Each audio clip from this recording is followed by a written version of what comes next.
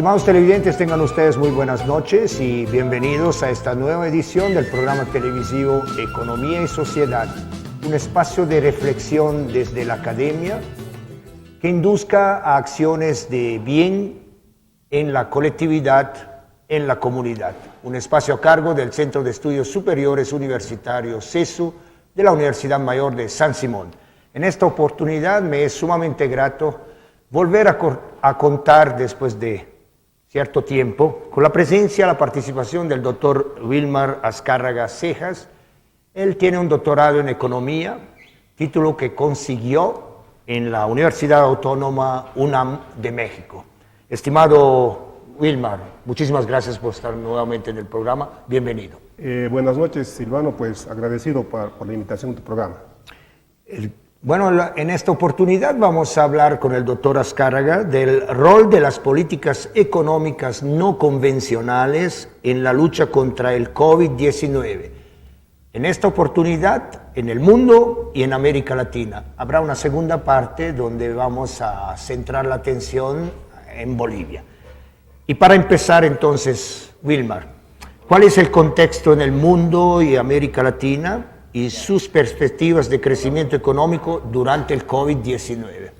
Bueno, a fines del 2019, la irrupción y la rápida propagación del COVID-19 ha requerido que los gobiernos del mundo hayan implementado un conjunto de políticas de contención consistente en medidas de confinamiento, cierre de fábricas, cierre de fronteras, coma, etcétera, que lamentablemente han generado una recesión económica mundial sin precedentes.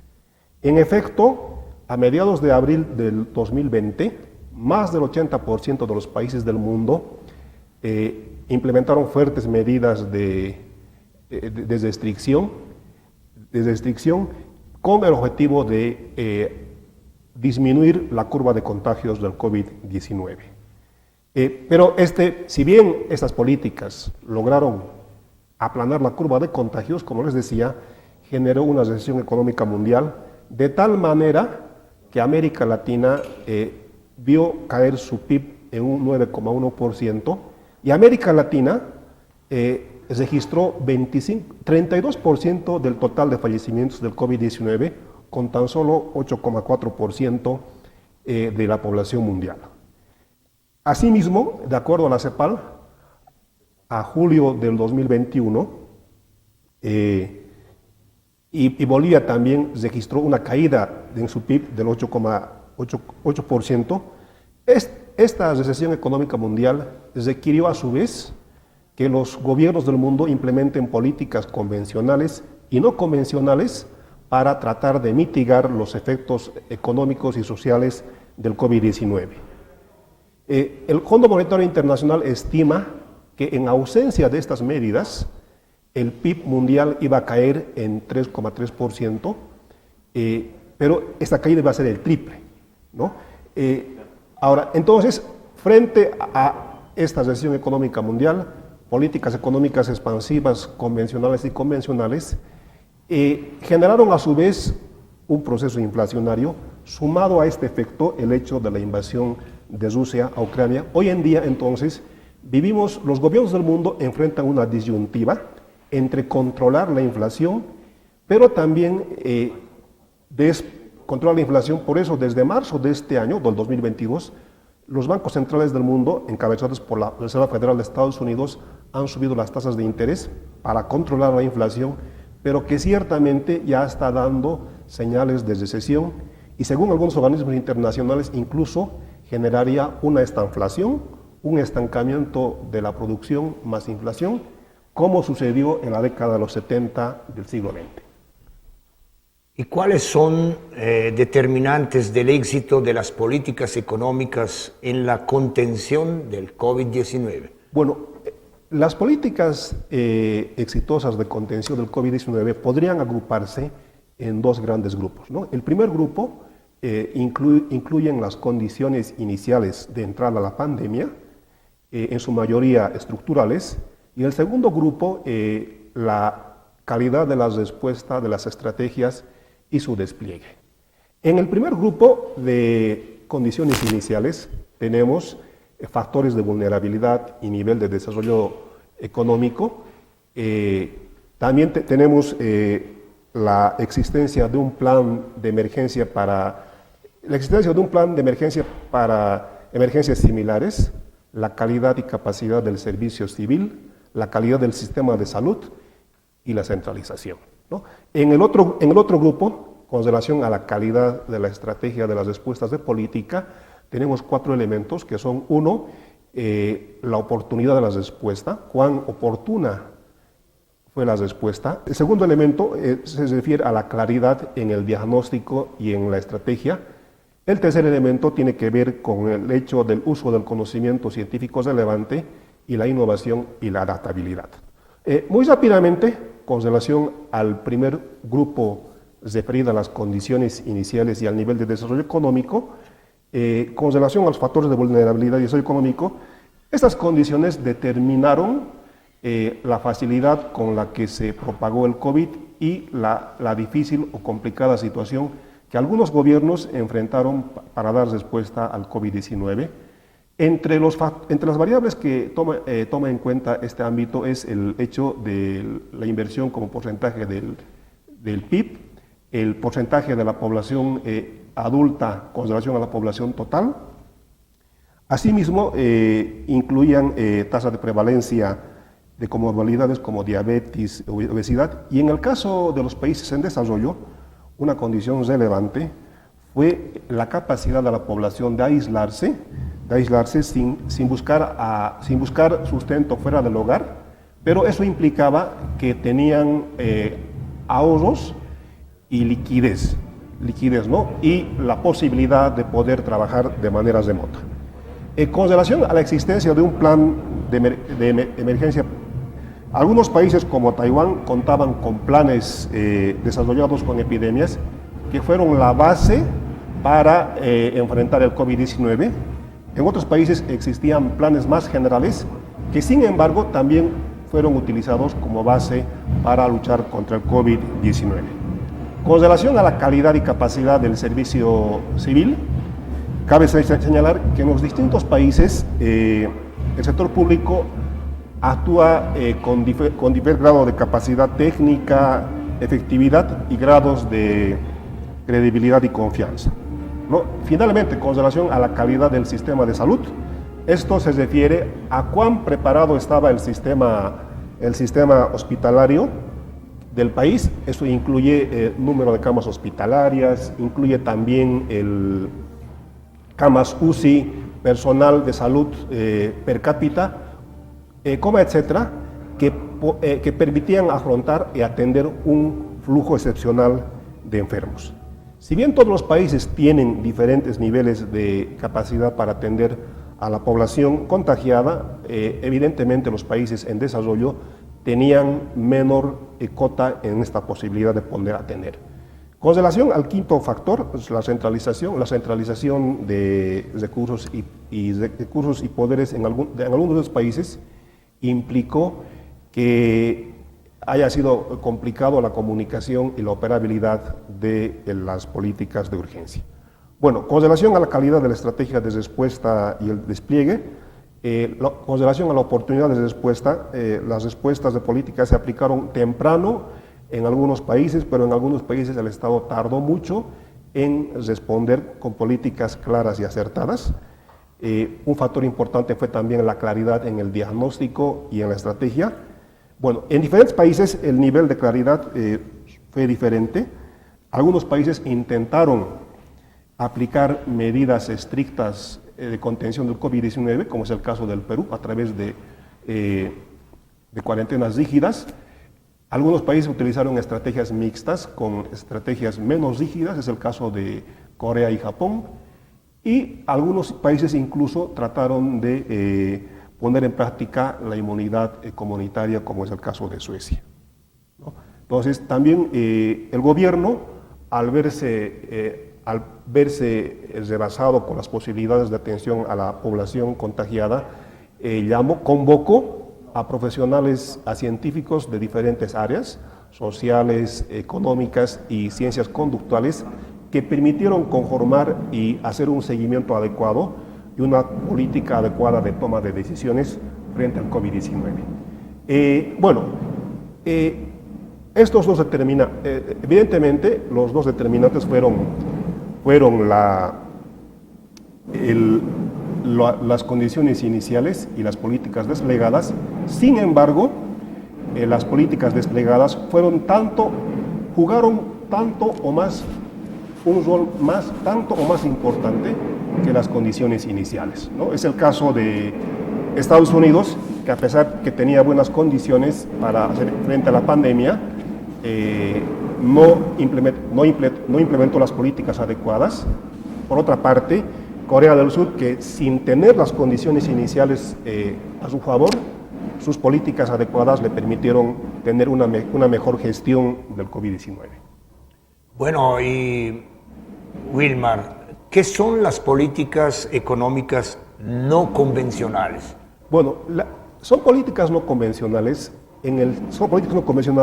puesto que van más allá de las prescripciones de la teoría económica convencional, que promueven la austeridad, el achicamiento del Estado y el control de desequilibrios macroeconómicos internos, déficits fiscales externos, como la balanza de pagos, que en crisis anteriores la implementación de estas políticas convencionales generaron décadas perdidas, sobre todo en América Latina, ¿no? Entonces, la gran virtud y la evidencia empírica lo muestra, las políticas no convencionales han permitido que los bancos centrales hayan aliviado las condiciones iniciales y una adecuada estimulación de la demanda agregada. Con estas medidas se ha mitigado asimismo la materialización de algunos eventos extremos, como el efecto de retroalimentación entre el sector financiero y el sector real de la economía, y permitieron una adecuada transmisión de la política monetaria, ¿no? En realidad, durante las dos crisis, la crisis financiera del 2008 y la crisis sanitaria del 2019, las políticas económicas convencionales jugaron un rol importante en la medida en que permitieron que muchas de las actividades económicas se lleven adelante, ¿no? Probablemente después vamos a analizar que esas políticas económicas convencionales tienen roles en el corto, en el mediano y en el largo plazo. Pero haciendo una evaluación de las políticas convencionales, había que decir que jugaron un rol importante en la gestión, primero, en poder mitigar los efectos de la pandemia COVID-19, y hoy en día implementando políticas adecuadas de recuperación de la economía del mundo, y en el largo plazo estableciendo reformas estructurales para un crecimiento económico sostenido. ¿Y por qué entonces implementar estas políticas económicas no convencionales? Bueno, las políticas económicas convencionales, no convencionales, hay dos tipos de políticas económicas convencionales, las conocidas, las de gestión política macroeconómica, política monetaria y fiscal, y las políticas no convencionales que tuvieron su origen en realidad en la crisis del 2008-2009. La principal limitación, una de las virtudes de los gobiernos al enfrentar la pandemia COVID-19 fue que ya tuvieron una experiencia previa de la crisis del 2008, entonces implementaron políticas en amplitud y en número mucho más significativas, que al principio en el 2008 no lo hicieron. Entonces ya había una experiencia aprendida, porque las políticas económicas convencionales, cuando hay este tipo de crisis de origen sanitario, por ejemplo, las políticas convencionales no funcionan, porque hay uno es que las tasas de interés no responden a las variaciones de la demanda de dinero, tampoco a la oferta de dinero. Pues hay una especie de trampa de la liquidez. La gente procura tener, la tasa de interés es tan baja Entonces, las políticas del 2008 generaron que los bancos centrales generaron una excesiva cantidad de liquidez. Había tanta excesiva cantidad de liquidez que provocaron que los tipos de interés disminuyan.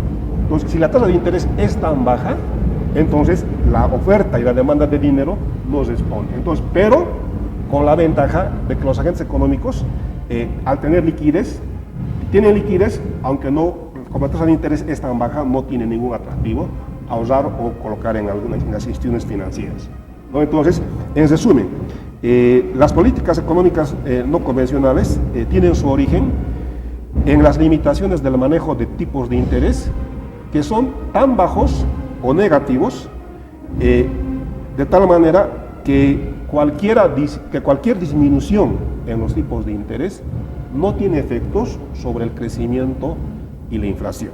Es más, si las tasas de interés son tan bajas, cualquier disminución de la tasa de interés puede llegar a generar más costos que beneficios. Entonces, en resumen, las dos principales limitaciones de las políticas convencionales en este escenario fue que los instrumentos tradicionales de la política monetaria fueron inefectivos, ¿no? Porque no tenían ningún efecto para estimular la demanda agregada. Pues si las políticas de cuarentena implicaron cerrar las fronteras, cerrar las fábricas, entonces no había actividad económica, no habían personas que tenían trabajo y por tanto no tenían ingresos, no tenían con qué demandar.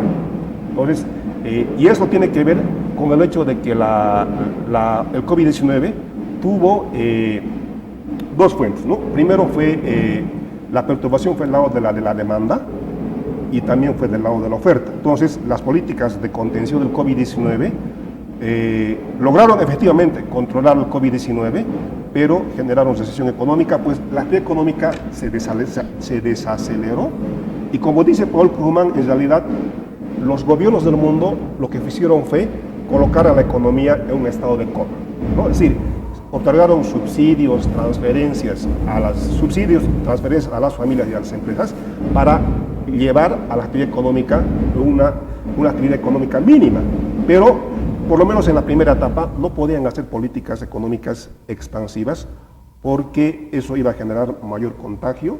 Claro, entonces políticas de contención implicaba que los trabajadores estén en sus casas, que las empresas estén cerradas, pues si no trabajaban no tenían ingresos. Si el gobierno inicialmente hubiera tratado de hacer políticas, las tradicionales políticas de demanda agregada, bueno, hubiera generado mayor contagio, ¿no? Entonces, eso sería, ¿no? Y justamente has anticipado un poco, ¿cuál es el rol de las políticas económicas en el corto, mediano y largo plazo para hacer frente al COVID-19? Bueno, hay una literatura, en el análisis del rol de las políticas económicas hay que establecer tres horizontes temporales, ¿no? El corto, el mediano y el largo plazo. Bueno, en el corto plazo, el rol de la política económica se resumió fundamentalmente en políticas de mitigación y políticas de emergencia, políticas de subsidios y transferencias a las familias y a las empresas, ¿no? Entonces eran políticas de emergencia, políticas de mitigar los impactos negativos en lo social y en lo político, ¿no? A través de subsidios, transferencias, pero que las familias estén en sus casas, se les da subsidios y transferencias, que las empresas estén cerradas, pero eso es como tener la economía en un estado de coma, ¿no? Eso es en la primera etapa, en el corto plazo, ¿no? El objetivo es mitigar, controlar la curva de contagios. En cambio, en el mediano plazo, una vez ya controlada en el corto plazo la curva de contagios exponencial del COVID-19, las políticas deberían estar apuntadas a políticas de recuperación, desde activación económica. Y aquí ya sí se puede hacer las políticas económicas convencionales y no convencionales, ¿no? Entonces, políticas expansivas, monetaria y fiscal.